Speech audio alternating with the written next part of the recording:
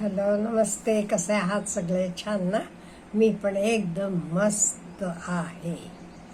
हल्ली मला प्रश्न पडायला लागलाय, हे शाळा कॉलेजमध्ये शिकवलं जाते हे शिक्षण मुलांना आपल्या जीवनात खरोखर जगणे लायक बनवते का?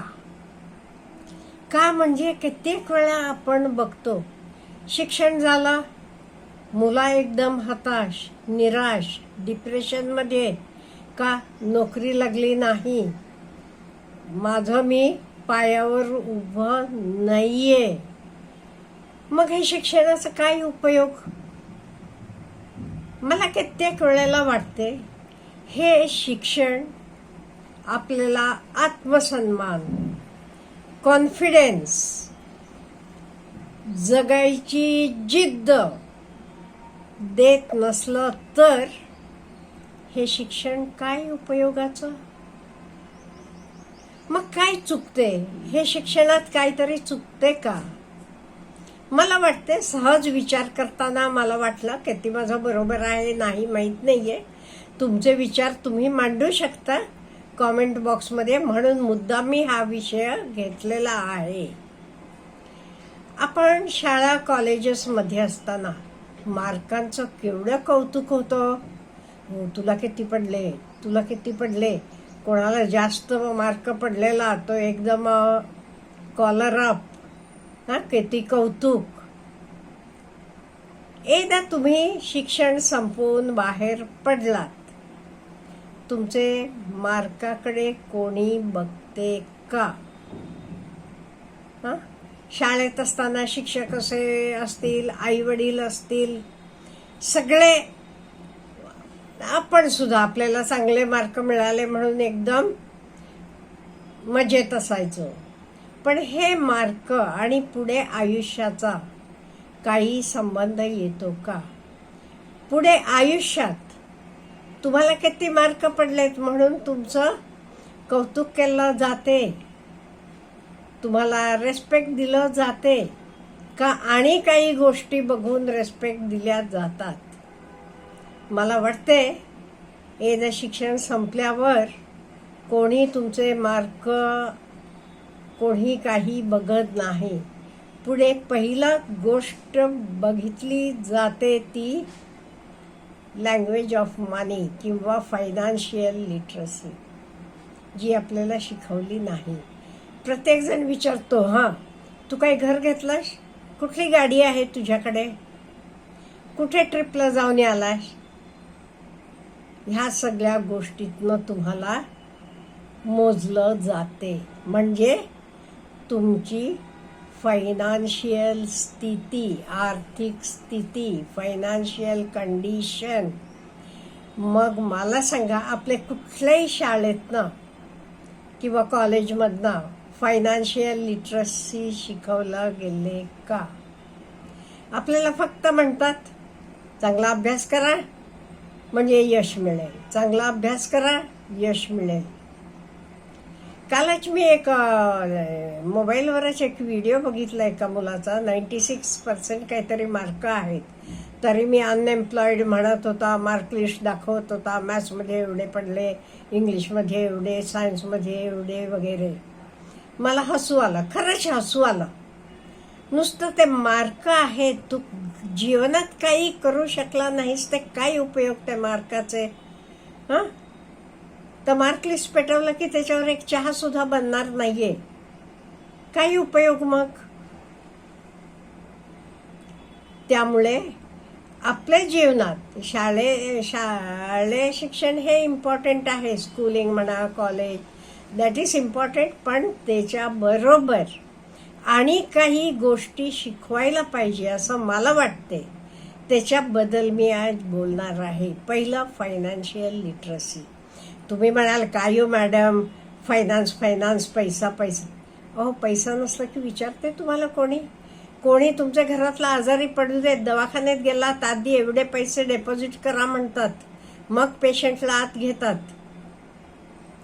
देवळात जावा, तुम्ही स्पेशल पैसे दिलेत की तुम्हाला वेगळीच लाईन डायरेक्टली आत सोडलं जाते.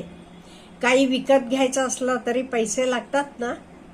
मग पैसा पण खूप महत्त्वाचा आहे आणि पैसा असला तरच आपण आरामशीर जगू शकतो. त्यामुळे हे आपले शाळा कॉलेजमधनं शिकवलं जात नाही. आणि एक दुसरी गोष्ट म्हणजे स्किल्सकडे किती लक्ष दिलं जाते हो. सगळ्यांना सारखं शिकवलं जाते. ते धडे तर सगळे सारखे असतात का? नाही, प्रत्येक जण युनिक आहे. आता सपोज मी माशाला सांगितलं तू झाडावर चढ म्हणून, आणि एखादा पोहायला न येणाऱ्या प्राण्याला सांगितलं तू पोहून दाखव, शक्य आहे का? नाही. म्हणजे ह्या गोष्टी डेव्हलप व्हायला पाहिजे. आपले कुठले स्किल्स आहेत ते स्किल्स डेव्हलप व्हायला पाहिजे. आणि हे स्किल्स शिकताना पण आपण आपले काही मिस्टेक्स असले तरी, एका चूक झाली तरी हरकत नाही. We have to learn from the mistake. शाळेत काही म्हटलं जाते मिस्टेक्स करायचं नाही, होमवर्क व्यवस्थित करायचं. मग मुला गाईड घेतात, कॉपी करतात, नेऊन देतात. नाही, आपण कसं शिकतो? चुका करूनच शिकतो. त्यामुळे असू देत ना चुका, नो प्रॉब्लेम. त्यामुळे इवन एका चूक झाली तरी ते चुकातनं आपण कसं शिकायचं हे पण आपल्याला शिकायचं आहे. आणि तिसरं महत्त्वाचं म्हणजे कोऑपरेशन, टीमवर्क, हे सगळं शिकायला पाहिजे किंवा शिकवायला पाहिजे. का म्हणजे एकटं राहून आपण काही करू शकतो का? हो, नाहीये. कित्येक वेळेला टीमवर्कनं आपण कुठलंही काम पटपट करू शकतो. त्यामुळे ह्या गोष्टींकडे पण जास्त लक्ष दिलेलं नाहीये. ह्याच्याशिवाय जिद्द, चिकाटी किंवा फोकस कसं करायचं ह्या गोष्टींवर कधी काही शिकवलं जाते नाही. मला वाटते ह्या सगळ्या गोष्टी शिकवायला पाहिजे. त्याच्याशिवाय नुसतं पुस्तकी ज्ञान देण्यापेक्षा स्किल बेस्ड एज्युकेशन द्यायला पाहिजे. स्किल असला का नाही आपण काही करू शकतो. आपण काही आपल्याला कोणी नोकरी द्या तर असं होणार नाहीये. अनएम्प्लॉयमेंट प्रॉब्लेम रेस होणारच नाही. मग का? माझं शिक्षण झालं, माझं मी मिळवू शकते. मला काही दुसऱ्याची वाट बघायला नको, मला नोकरी द्या, मला पगार द्या म्हणून. आज आता हे बघा, सुशिक्षित मुलं आहेत, बघितला की ते ग्रॅज्युएट आहेत, पोस्ट ग्रॅज्युएट आहेत. त्यांना एवढं तर मला टायपिंग करून दे रे म्हणा, देतात का? नाही, मला टायपिंग येत नाही. मला अमुक तिथे जायचं आहे, जरा ड्राईव्ह कर की, चला म्हटलं की ड्रायव्हिंग येत नाही. आयुष्यात हवे असलेले कुठले स्किल येत नाहीत त्यांना. मग तुम्ही नुसते तुमच्या त्या डिग्रीचं काय उपयोग? त्यामुळे अनएम्प्लॉयमेंट वाढायला लागलेलं आहे. हे तुमच्याकडे स्किल असलं की तुम्ही कधीच अनएम्प्लॉयड राहणार नाही. कुठलाही स्किल असू देत, इवन कुकिंगचं स्किल असू देत, काही बनवण्याचं स्किल असू देत, स्किल बेस्ड एज्युकेशन पाहिजे.